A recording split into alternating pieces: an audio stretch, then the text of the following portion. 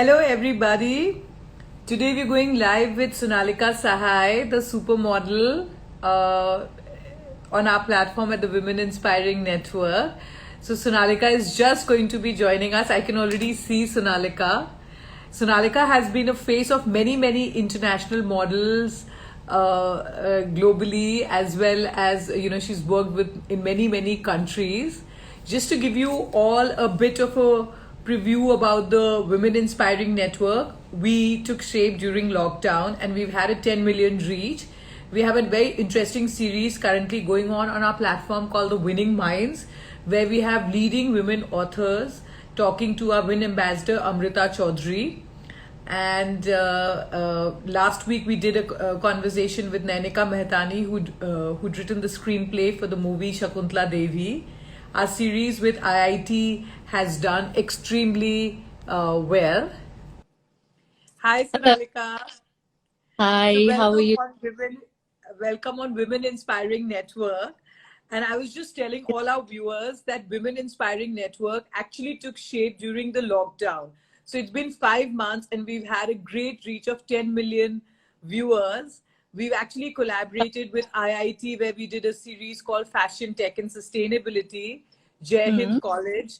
We have a series going on called The Winning Minds, which is with famous women authors. So we recently had the screenwriter of the movie Shakuntala Devi, and we have 20 such authors in the pipeline. And we also did a filmmaking series where we had actors, filmmakers, people from the censor board, which did extremely well. And today we all have, everybody's really excited to hear about your journey, Sonalika. So in your own words, please tell us about your journey of a model. And, I believe you used to be an air hostess and then got into a modeling career. So please tell us a bit about your journey and how has it been so far? Well, the journey has been, as you said, started with me flying for Singapore Airlines. I was living there for a couple of years, and that's where I actually started modeling. I started my modeling in Singapore because I had an agency there which was representing me. And after a couple of years, I actually thought of moving back to India. Frankly, I moved back not because of modeling, but I just, I was kind of a little homesick living there.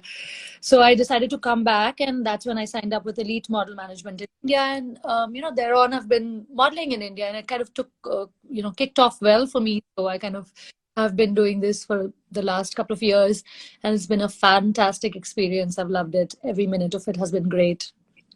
And has the modeling changed for women, the industry changed for women when you first started off and now? I mean, if you could throw some light on that. Modeling, yes, it's come a long way. I don't know if you remember around say 13 years back or around that time back, when I had started over here, it was actually a little, I would say, like a scattered sort of an industry. It was not really very formed. It did not have a really a formed structure. But yes, over the years, I've noticed that, FDCI has been there, and then there is IMG, and a lot of like really big corporate companies have been involved with the fashion business. And it has actually been very interesting to see how it has changed. And just getting more and more structured and very organized, and it's great to see and work with some really good big names right now in our fashion industry. And you were born in a small town. And I wanted to know, a message, if you could tell us for our viewers in tier 2 and tier 3 cities, do they need to do any sort of workshop if they have aspirations to become model? Or, what should they do if they want to have the aspirations of becoming a model? Like some tips on that. Well, modeling is something, I actually never thought that I will end up being a model. Frankly, as you said, I was living in a small town, which is Hazaribagh. It was always, it's not that we didn't have access to media and everything. We still knew what is going on. But it's just that, it's a much simpler life. Fashion and glamour and everything is like a little far away from where I am from. So it eventually did happen when I moved out, as I said, to Singapore, and to people from smaller town, I'd say, I mean, nowadays every information is available to everyone. Everybody has a smartphone. Everyone has access to, all sorts of knowledge and information. There is a lot of scope for everyone now. It's a bigger, playing arena, I Yeah, would say. it's easier. It's easier. And in fact, when you must have started off, it may not have been that easy, but now it's much more simpler with whatever else is happening, and we all are really connected digitally. So Hmm. I mean, we were talking earlier today, and please do throw some light, because I do know fashion weeks have all become digital now, and your take on it, because I have been speaking to some of the fashion designers and experts in the industry, like who have participated in Helsinki Fashion Week, and how digital fashion weeks have taken shape, and how is it for a model in the current scenario, especially post pandemic. If you could I mean, the pandemic is still on, but post the lockdown and after what's happened with COVID. And Well, it has been a phenomenal change, and in fact, it's been a learning curve, I'd say. So initially, when this lockdown happened, in fact, it was a very like a good change for me because I had stopped traveling. I was sitting at home. I was enjoying my time with family. But then came the time after maybe a month or so when everyone started thinking how to move forward with this, because this is something which is here to stay for a little longer than what we had anticipated, right? So I think what really is our way forward is virtual, which is what everyone is doing right now. I've just finished doing this Couture Week, which was a virtual version, and it was there online for everyone to see. And now I'm here in Bombay right now. We are under a quarantine, as you can see. I don't know if you can see, I'm in a room. I'm not supposed to leave from this room for 7 days. So it's literally like I have to be in a bubble. I have to make sure that, like I don't contaminate anybody else, or I don't get contaminated, and only then we start working. So it's a little bit of a longer process of this entire thing. Like earlier, it used to be as simple as I just fly in, do the fashion week, do fittings, and I get out. Now I have to go through the 7 day quarantine, and then they're doing yes, I think I we're. traveled in a full suit, looking like a mummy.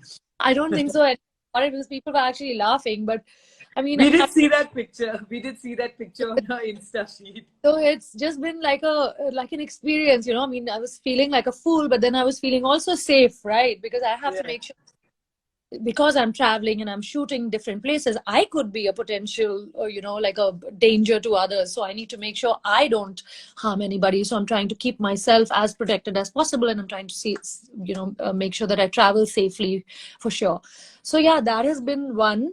But yeah, virtual has been a beautiful experience. If you'll see, people are coming up with such great concepts. Like I love Nikhil and Shantanu show. If you would have seen that on and the vision that they have translated into a video is phenomenal. Earlier, it used to be just about, yes, you have a vision, you have prepared a collection. These are the garments. It's been showcased on a ramp, and ramp format used to be pretty much similar. If I mean, you probably play around a little with choreography, music, a little Yeah. lighting. Now it's a much broader game, because now it is about videos. You have to create something which is interesting. People have to kind of keep watching it for a longer time. Yeah. So yeah, quite interesting to Yeah. see this. In fact, Shantanu and Nikhil have collaborated with another client of ours. So it's interesting that you mention it. And in fact, today, Architectural Digest is doing a AD weekend. So we have some of the leading designers on a panel discussion, which is called Proud to be Indian, which has Tarun Tehliani, Abraham and Thakur, Shantanu Nikhil, JJ Valaya, having this conversation. So it's really interesting that you mention it. And I've also heard a lot of designers who've started using the computer generated modeling, models, and so that's another thing which is sort of coming into. Yeah, if you'd have noticed for Helsinki Week, did you notice that they did a jewelry on a artificially created mannequin, and Yes, it was cool. They yes, even filters, if you would have noticed, they yes, had damn filters which we all have put in. Gaurav Gupta did it, Roma did it. So you yeah. literally are trying to reach out No, in different. yeah. Yeah, it's like the industry has completely changed in the last few months. I mean, world over, internationally. It's Hmm. really. What was your biggest inspiration when you were growing up? Did you always want to be a model, or that just happened? Uh, Yeah, as I said, I don't think I really imagined being a model.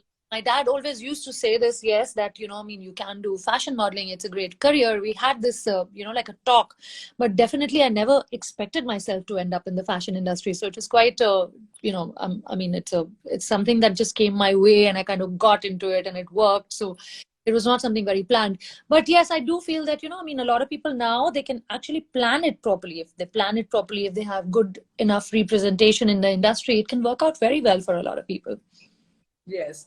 And tell me something, have you seen a change in the modeling industry globally versus India? Because I know you've participated in a lot of, globally with a lot of brands as well as Fashion Week. So, any thoughts on that? Um, well, there is a gap, I'd say, if you're talking about global, how they function and how we are in India right now. It's definitely a big gap which needs to be bridged. We still have to have one brand from India which will have that kind of a presence on the global platform, which is very amazing because I mean, India has so much, textiles and embroidery and handwork and everything. We have so much to give to the world. But having said that, I don't think so. We have actually, in terms of any kind of even a brand which has made it its mark internationally. If you see all these international brands, they are doing so well, and we need to see some of our brands out there. But yeah, I mean, having said that, I do feel that it's a slow process, but it's definitely moving in the right direction, and we definitely will get there at some point. I mean, we have such great companies like IMG and everyone involved, and the setting processes in place, and everything is happening in a very like a clockwork sort of a organized manner. So yes, we will get there one day, I'm hoping. I can see a lot of people waving us, and I just saw Roma also, so she's also going to be going live with us next week. And Oh. I can see Priyana, Chaitu, everybody's waving out to you. Hmm. Sanaya, Adil.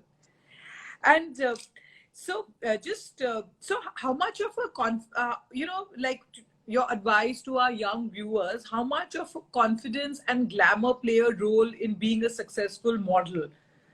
And do you think women can build their confidence if they don't have it? If someone who's not that confident, the confidence to walk on a ramp, and how um does one build the that confidence?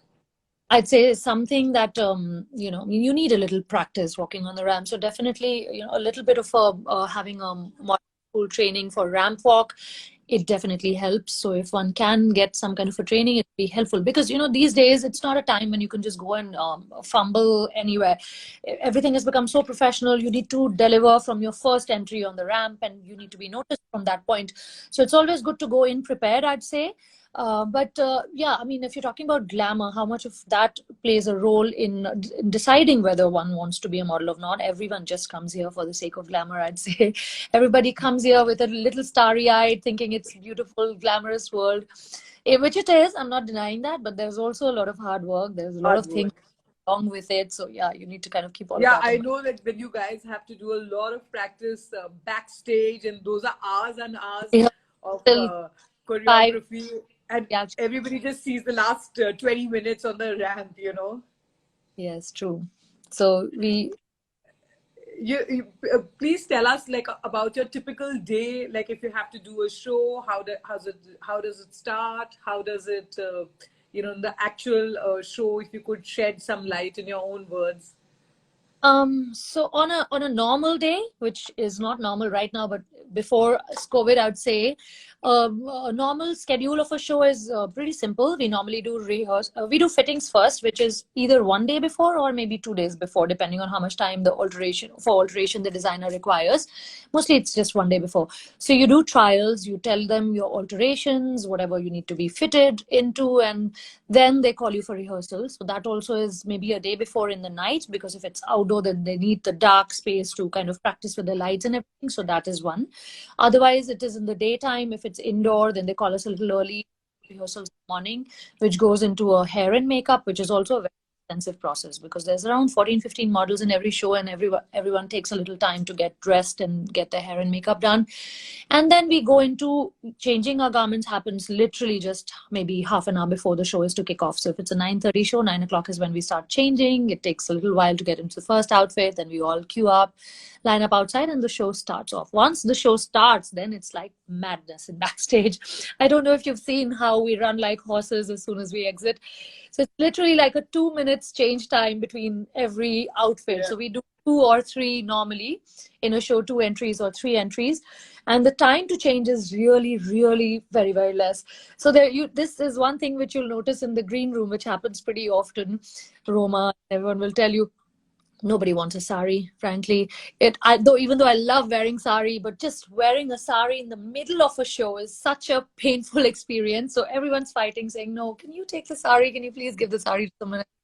So that is the one thing that happens in a green room at fitting. Yeah. And in fact, you have a child. So how do you balance between work and, your professional life now that you're here in quarantine? So, work-life balance, how do you maintain both of these things?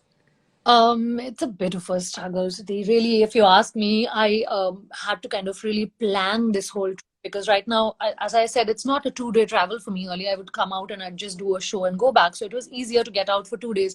Now I have to be here in Bombay till the 6th of next month. So it's a very, very long sort of a stay for me. So I have to make sure everything at home is organized, and everyone's taken care of. I have 2 kids and they have online classes going on all the time. And I, as a mother, I must say that even before COVID started, I was an online expert on how to handle everything online. So we literally used to do our homeworks online, download, send everything, like all of this used to happen, and we are very good at it, me and kids. Yeah. So it's not really changed too many things, because we're really used to working it through our laptop pads. It's absolutely okay for us. Yeah. No, I can imagine, because my other business, which is into PR and social media, and then Yeah. suddenly I started the Women Inspiring Network in the lockdown, and I have a 4-year-old. So, I think I've been more strategic also because of the lockdown, but also I feel women have it in them to multitask and, be a professional at work and then do this. And, we are built like that. Yeah, but we obviously don't have a choice. I mean, it's all been given as a responsibility, and you have to deliver. There's no choice but to, Yeah. make. And you look very fit, Sonalika. So tell us a bit about your fitness regime. Any tips for your skin, fitness? You've had 2 kids and you're still going strong in your modeling career. So what do you do to keep yourself fit? Well, I would say that I was not so much into fitness in my younger days, as I have kind of started, getting more and more aware about my fitness. I think as time has passed, I've become more, active when it comes to my fitness, and more careful about what I eat of late. But yeah, I mean, I actually, through this quarantine, I'd say I have been working out pretty regularly. I mean, my apartment, everyone has been very used to seeing me working out in the basement when they were not allowing anyone to step out of the house. I still used kind of bribe the guards and find myself a little corner near the lawn tennis court or something and work out. And I've been loving outdoor workout. So fitness is something which I now value a lot more than before. And it has been, it's actually very addictive if you really realize it. Once you start working out, then there is no going back on it. There'll be a day when, like even right now, when I'm in the room, I'm literally working out in this little corner over here. An hour, and I really can't eat if I don't eat work out properly. So it just becomes like a habit, like how you brush your teeth. It becomes a habit with you. So it's great. So I used to play tennis in school, lawn tennis, and I've just started playing again a couple of months back, every Tuesday and Saturday. And I just feel I don't want to miss a single class, So, you become better at your game. And after so many years, I'm picking up my game and, picking up again. So I can understand. And any tips for skincare or your beauty regime, which you follow, which people can do it from home? Skincare is something which has been a bit of a struggle, frankly, because we get so much of makeup and treatments done. It's all these lights are really harsh, and it's a little bit of a struggle with skincare. So I do have a skin doctor now, which I never needed all my life. So I have, I keep myself away from all sorts of anything which is. I always have to use very kind of organic, very mild stuff on my skin. Can't use anything which is very harsh. So that is one thing which I do, definitely. I make sure my brush is is sanitized and clean. Otherwise, my skin is very sensitive right now. But and that really much in terms of fitness, skincare, and then just good makeup, I guess. That's about it. And what do you plan to do next? Have you thought of after modeling? Any thoughts on that? And Um, I yet, also want you to talk about if any failures you've had in your journey so far. Any um, obstacles? Maybe obstacles is a better word. Any obstacles you faced? Any failures? Because those are lessons through which people learn. yes, definitely. Let's start with failures then, or obstacles, whatever you call it. It's definitely, as I said, everything is a learning experience, is how I look at it. But it definitely, when you are starting, there'll be every time I feel it all the time, so many times, feel that I needed something and it never came my way, and I've tried so much. Some things you work really hard on, but you still don't achieve anything out of it. So it's something which kind of only I take it as a way of improving. Maybe I lacked something and I need to move forward. It could be very distressing at some times. Learn something and move forward. So that is one. So definitely things I'd say. I'd started this company a long time back, which was still talking about work. I always, other than modeling, done many other things, which uh, which has not been just about modeling for me, but it's always been related to fashion. So we had this retail company a couple of years. We ran for 4 years. It didn't work out eventually. We had to sell it off, but it was doing great. So as I said, if you're talking about failures, that was one of the failures which I had worked very, very for a couple of years. And as I said, I always learned something from it, and it was a very like an enriching experience, and that is what I take forward. And now we are doing many other things, which is also again related to fashion and product, this thing, we have a unit production, those kind of things. And I also do exhibitions, which you would have seen. We do these pop-up exhibitions across, and we're working on an online vertical again of that exhibition. Then we're also starting a channel which is about, again, about fashion. Doing it in I'm doing it in collaboration with Bangalore and Bombay, and we are going to launch the fun aspect of fashion and how we, what industry is all about. Frankly, it's about that.